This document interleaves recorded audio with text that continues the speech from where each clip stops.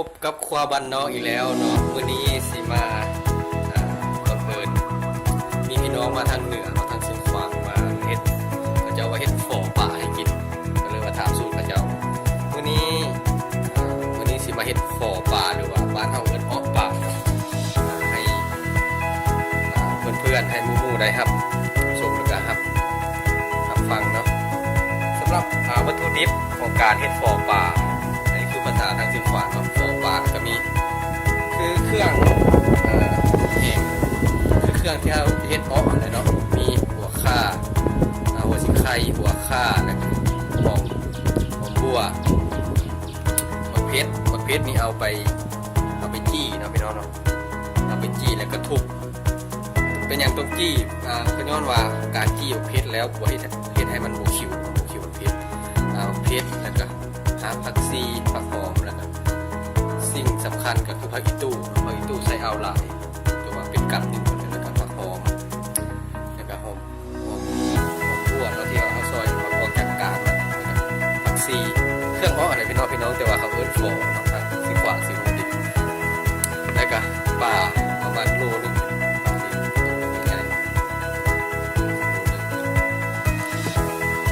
ส่วนผสมที่สำคัญก็คือว่าฟ้าเขียวซอสฟ้าเขียวน้ำปลารสดีน้อยนึงเนาะเอาสิมาใส่เป็นนัวใส่รสดีแทนแต่คนถามว่ารสดีกับเป็นนัวมันกันเดียวกันเลยเนาะโมเมนต์อันเดียวกันเลยพี่น้องจะเข้าใจผิดเพราะว่ารสดีมันสีโบแห้งซ้ำเป็นนัวเนาะตามที่ว่าข้าพเจ้าได้ศึกษาแล้วก็เกลือกินเท่านั้นเกลือเกลี่ยนะพี่น้องหลังจากวัตถุดิบพร้อมแล้วอุปกรณ์พร้อมแล้วเขาก็ไปต้มน้ำต้มป่าเอาน้ำไปต้มแล้วก็เอาปลาใส่น้ำฝนเนาะเอาไปต้มน้ำกันเลยเนาะโอเคเขาหลังจากเขาเอาหม้อมาค้างแล้วเนาะต้มน้ำเปิดไฟแห้งจนจับเนาะเพื่อให้น้ำฝนไปไวหลักการของการเฮ็ดกินเนาะต้มน้ำอย่างกระซังเราต้องใส่เกลือก่อนเนาะใส่เอาไปหน่อยเนาะเกลือนี่ใส่เฮ็ดอย่างก็ใส่ช่วยเพื่อนึ่งแม่นให้น้ำต้มเฮานี่มีรสชาติคือว่าแซ่บนัวหอมสองนี่แม่นเฮ็ดให้อาหารของเฮาบุข้าวเนาะเช่นต้มปลาไม่ให้อาหารเฮาบุข้าวปลานะนี่คือข้อดีของการใส่เกลือจากนี้น้ำเริ่มข้นแล้วเฮาสิมาใส่หัวสิไข่แล้วก็หัวข่ากันเลยเนาะน้ำเริ่มข้นแล้วเฮาก็นี่เนาะพี่น้องเอาหาผักซีกับผักหอมทุบหัวข่าพี่น้อง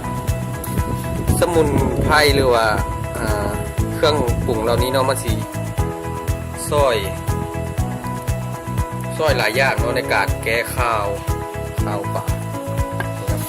ใส่ตอนเริ่มต้นต้มน้ำเลยเพื่อว่าให้น้ำหัวข่าหัวสิไข่ออกมาให้ป่าให้มันบวข้าวเนาะใส่ไปเลยครับสำหรับพักเนาะพักนี้เป็นใส่ช่วงท้ายของรายการเนาะเอาไก่สิบหกแล้วเขาจะใส่ผักเนาะโอเคเขารอท่าจะว่าน้ำฝดขั้นฝดแห้งๆพี่น้องเขาจะใส่ปลานะโอเคเนาะในเมื่อน้ำฝดได้ทีแล้วเขาก็เอาปลาใส่พี่น้องนี่เนาะปลาที่เขาหั่นต้องระวังพี่น้องถ้าน้ำร้อนคงใส่มือโอเคจุดนี้แหละน้ำมันสิกระเด็นโอเคเนาะขั้นตอนของการต้มป่าสำหรับสูตรของข้าพเจ้าเนาะเอาต้มป่าอย่างกระยาต้มป่าเห็ดป่นเห็ดอย่างกระซังในเวลาที่ว่าต้มนี่เขาบ่ต้องคนมันพี่น้องเพราะว่าการคนนั้นเห็ดให้ป่าเอาข้าวเอาบ่วงที่ว่ายิกลงไปนี่แต่ว่ารอท่าน้ำฝนขึ้นมาแล้วมันเป็นฟอดเขาตักฟอดออกเพื่อให้น้ำมันใสเนาะแล้วก็บ่ต้องคนมันเลยพี่น้องเพราะว่าให้ป่าเอาข้าวโอเคมีแต่รอท่ามันฝนท่าตักฟอดออกเพื่อให้น้ำมันนี่เนาะเราสังเกตเบื้องเวลาน้ำมันฝดไปในระยะหนึ่งมันสิมีฟอดพี่น้องตักออกเลยพี่น้องตัวนี้แหละที่เฮ็ดให้น้ำป่าเขามันขุ่นตบจงไว้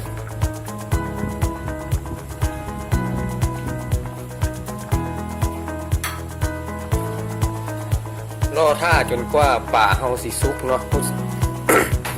มันสิอยู่ในราวๆประมาณ15-20นาทีพี่น้องแล้วแต่ป่าไผ่แซ่ตู้เย็นมันก็สิสุกยากแน่น้อยนึงแล้วป่าที่ว่าซื้อมาสดๆมันก็สิอยู่ราวๆประมาณ15นาทีกะเบิ่งป่าเฮาสุกแล้วเนาะว่ากะบ่ได้มันขึ้นกับไฟบ่มีสูตรตายตัวเนาะไฟแห้งมันก็สุกไวไฟไปคอยมันก็บ่สุกเนาะวันนี้ข้าพเจ้าขออนุญาตตัดต่อไปช่วงที่ว่ามันสุกแล้วเนาะเดี๋ยวก็กำลังสิปรุงเนาะโอเคนอนในเมื่อ ป่าเฮาสุกแล้วหรือว่ามันเปื่อยแล้วเนาะประมาณ10ข้าพเจ้าตั้งไว้17นาทีป่าเนี่ยมันก็เปื่อยแล้วเนาะวันนี้เฮาก็ถึงขั้นตอนการปรุงรสดีพี่น้องใส่จังเลยใส่หลายประมาณเครื่องบ่วง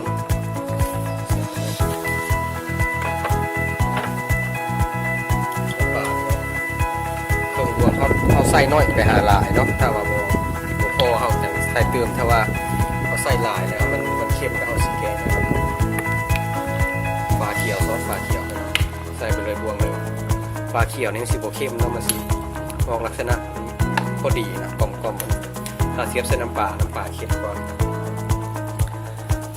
ซีมก่อนถ้าว่าจางต้องเติมเกลือ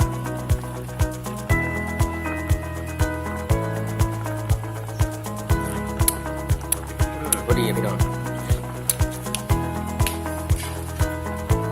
วันนี้ก็ถึงขั้นตอนพักพี่น้องใส่เลยใส่พักแล้วกลิ่นมันสีออกมาเพิ่มเติมเนาะกลิ่นผัดเอาตัวนี้ใส่ก่อนเพราะว่ามันโดดสูงหน่อยนึงต่อมาแล้วเนี่ยตู้พี่น้องใส่ไปเลยเพิ่มหอมนี่มากกว่าใจรักของการเฮ็ดฟอป่าเนาะคือว่าผัดที่ตู้หอมพี่น้องมันจะคล้ายๆเห็ดหอมแต่มันไม่เป็นหอมเพิ่มฟอผักเห็ดดิบกี่ทับ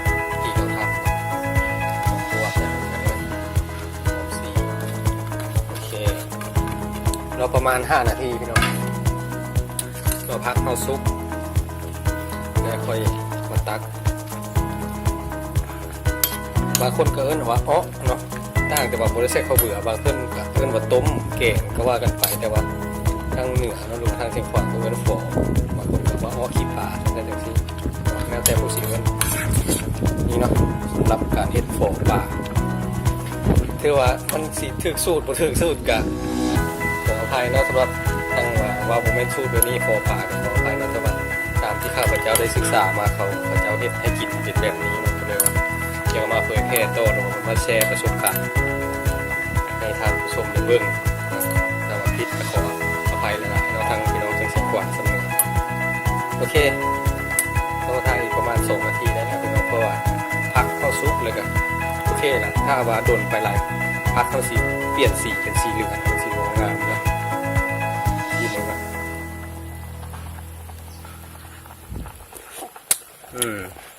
รสชาตินี้ ผักอีตู้มันตัดหมดทุกสิ่งทุกอย่าง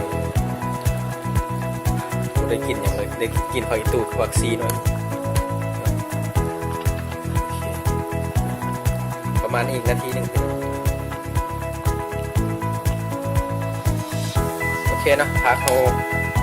สุกแล้วกับเป็นการเป็นไฟแล้วสำหรับการเห็ดฟอป่าเนาะจากตามที่รู้มากันคือแบบนี้แหละถ้าว่าพิษสูตรพิษอย่างของไผ่กันขอโทษขออภัยเนาะ